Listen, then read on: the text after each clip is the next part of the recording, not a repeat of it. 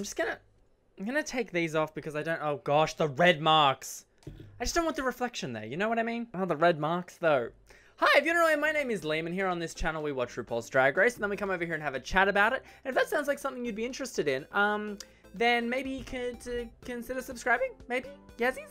Anyway, this was an interesting episode. It was kind of slow. It was like a little break for everyone, I feel. But it was also really good at the same time, because it was just pure performancing energy, which was really refreshing in a way, but it was super talky and it was super talky. But to begin with, the chat that they had at the beginning where everyone had come back and we saw that Valentina was chosen twice, which is not shocking, to be honest, but it's funny that for Valentina to react to that because she's really in her own world.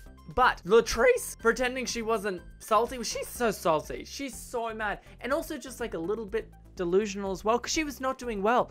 How she's in this situation and saying that she's gonna bring it, she's gonna do it, she's gonna do all this. Yes, bring it. That's what we've been wanting Latrice to do this entire season. Bring it, please. We're wanting you to. And then she did, bitch. So here we are. Oh, let me put in some earrings. I get like sometimes this one on the left, this one on the not this one, the other one. It gets like broken. No, it is this one. No, it's the other one. It gets really pissed off when I put an earring in it, and then I have to like, oh, it's not this one. Maybe my ears in general just don't like having piercings in them. Ow. Okay. Never mind. If that one hurt, Jesus, the next one's gonna really hurt. So I don't understand why the queens are always acting like they're surprised. Oh, that didn't hurt at all. That queens are gonna come back. This happens every season, bitch. Every season. So when they revealed what the actual episode was gonna be this week, I was so excited. This is such a cool concept for an episode that there's some people who have immunity, which we haven't had that kind of situation in a long time. It's so exciting. It was like a death battle.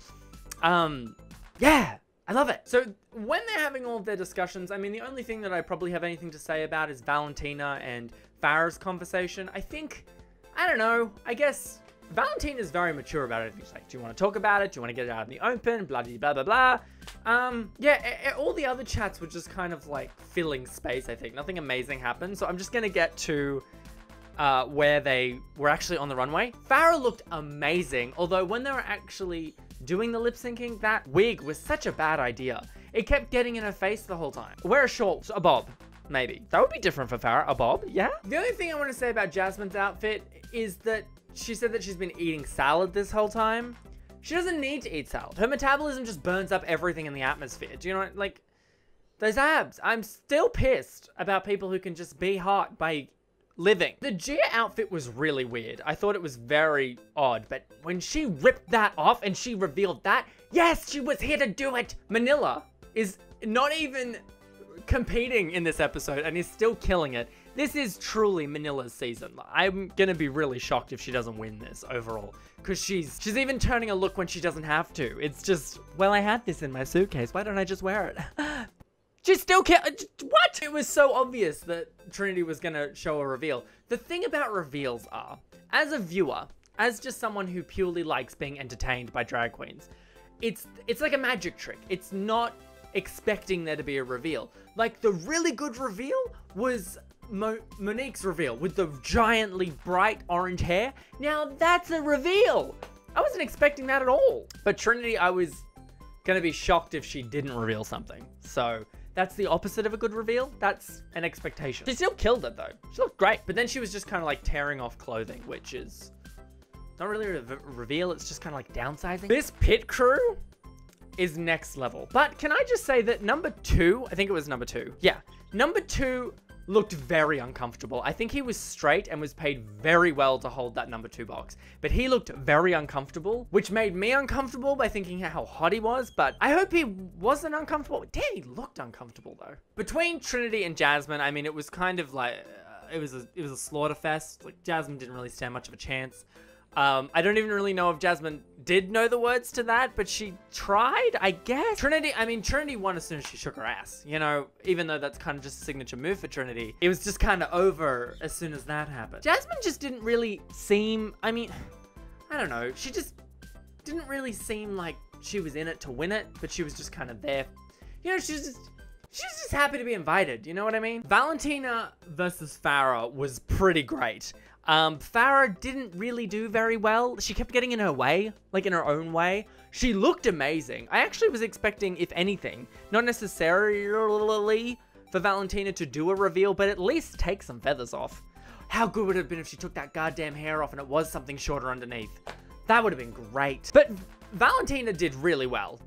She kind of did a very slowish lip sync, but there was a lot of character in it. There were some parts that made Ru laugh. There were parts that were, and she was hitting every word as well. Valentina was, I don't think Valentina really knew the words.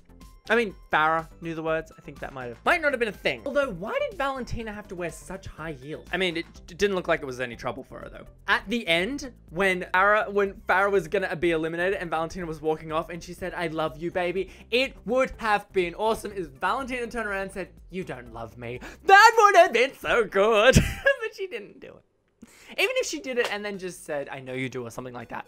Ah, what a missed opportunity. I laughed out loud so much when Gia said that she wasn't going to let Naomi do any like death drops or anything on her because she got eliminated by Laganja, and that was not happening again. Just the way she said that was so funny. Naomi and Gia's lip sync was, before Latrice and Monique came on, was the best one out of the night because they just really gave it. They were really moving. Naomi's leg slide at the beginning was so hypnotic, and the way she was bending her body, Gia was really giving it her all, but Naomi was bringing in some kind of showmanship to it that was a bit, she was giving it all and then she was giving it this extra flair, so she rightfully won. And I think Gia also, I don't know, in a way, I don't know if Gia really expected to win, but she kind of got a bit of a redemption as well, because she wasn't evil in this episode. She wasn't really trying to, I don't know, it was kind of a good edit for Gia, I guess. Like, I didn't find her annoying in this episode. I thought she was wonderful.